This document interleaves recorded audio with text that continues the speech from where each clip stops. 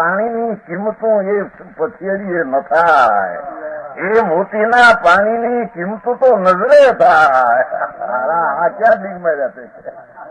મોતીમાં જે પાણી છે એના તેજ છે, એની કાંતિ ને એની ઝળક, એ તો જેની નજરોમાં તેની કિંમત હોય એ નિઝર કરે.